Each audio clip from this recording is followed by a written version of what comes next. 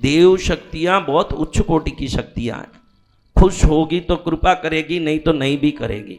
गलत करोगे तो नाराज भी होगी। लेकिन आप देखो इस दुनिया में अगर कोई शक्ति है, आप बगैर कुछ उनको प्रसन्न किए भी वो प्रसन्न रहती है, तो वो है आपकी माँ। कौन है? माँ। देखो किसी माँ को साधना करके बेटे को रिझाना पड़ता है क्या? किसी बेटे ने आज तक किसी माँ की साधना की?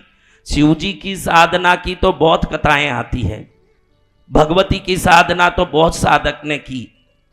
आप भी किसी की माँ हो, आपका बेटा क्या आपको खुश करने के लिए कुछ करता है? अच्छे से सोचो, आप अपने बच्चों को खुश करने के लिए भरसक प्रयत्न करते रहते हो। हाँ? इस संसार में अगर कोई रिश्ता है तो वो माँ बाप का रिश्ता है, जिनको हमको मनाना नहीं पड़ता है, जीवन भर वो हमको मनाते रहते हैं।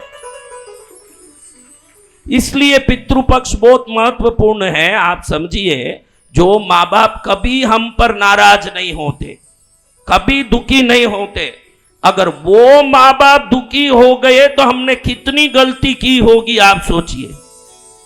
कहीं जाके माँ बाप बहुत मुश्किल से नाराज होते हैं, बनती कोशिश वो यही कोशिश करते हैं, जाने दो बच्चा है, गलती किया होगा, जाने दो अपना बच्चा है, यही करते हैं। बहुत ही इतना गले तक आ जाए तभी लाख में एक माँ श्राप देती है कि तूने मुझे इतना परेशान किया, तू अच्छा नहीं रहेगा। एक कोई लाख में एक माँ श्राप देती है। इसलिए पितृपक्ष बहुत महत्वपूर्ण है। अगर वैसे पूर्वज नाराज हैं, जो नाराज ही नहीं होते, देखो रिश्ते में नाराज होने वाले भाई भाई हैं, बात बात में भाई भाई लड़ते हैं, धन के लिए, खेत के लिए, पैसे के लिए। आज कोर्ट में केस सबसे ज्यादा चलते हैं तो जमीन जायदाद के केस भाई भाई के चलते हैं, चलते हैं ना। परिवार में क्लेश देखो तो सास बहू के, ननंद भाभी के। लेकिन आपने ये नहीं सुना होगा कि माँ बेटे में लड़ाई हुई। माँ ऐसी बर्फ की तरह होती है, कितना भी उस बर्फ को मारो वो पिघल के पानी होता है, कभी आगे नहीं जाता है, वो पिघलता रहता है बर्फ। माँ बर्फ की तरह पिघलती है बच्चों के लिए। लेकिन आप समझो, अगर आपके घर में पितृदोष है, पितृश्राप है, तो वो जो पिघलने वाली आत्माएं हैं वो ही दुखी हो गई। आप सबने भाई, तुम सबको बोलता हूं, बूढ़े हो के जवान हो, अपने मन को टटोलोगे तो मान लोगे कि जितना माँ बाप ने प्यार दिया उतना तुमने उनका ध्यान नहीं दिया। तुम सब मान लोगे ये बात, कोई भी माइका लाल इससे दूर नहीं है। जितना प्यार माँ बाप ने दिया उतना तुमने उनका ध्यान दिया।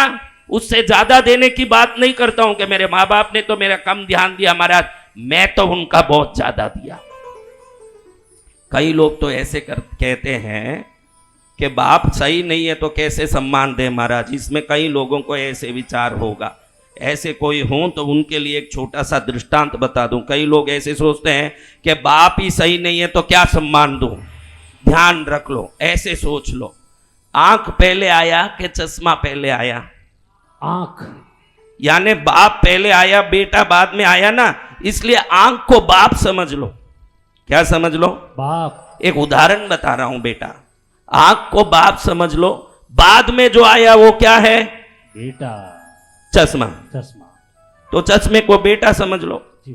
अब देखो भाई, हमने एक चश्मा डॉक्टर से चेक करवा के लगाया, अब मेरा आंख और खराब हो गया और पावर कम पड़ गया, तो डॉक्टर के पास जाऊंगा, आंख के डॉक्टर के पास, तो मेरे आंख में पुर्जा डाल के घुमाएगा कि चश्मा बदलाएगा? अरे खराब तो आंख है तो चश्मे को क्यों बदलाया जाता है? आंख में पुर्जा डाल के घुमा दे तो? ये आंख बाप पे ध्यान रखना, अगर तुमको ये खराब भी लगता है बाप, तो भी रिपेयरी चश्मे की होगी, आंख की नहीं होगी।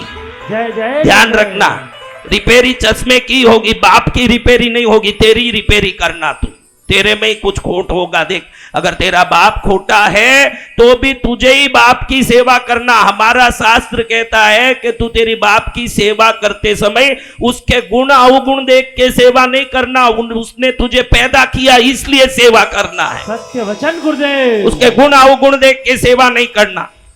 लेकिन आप में कितने ही लोगों को जो दुख है, हाँ, कितने ही लोगों को जो दुख मैं देखता हूं, ये अधिकतर दुख पितृओं के नाराजगी के कारण, पितृ परंपरा के दोष के कारण, पितृ श्राप के कारण ही है।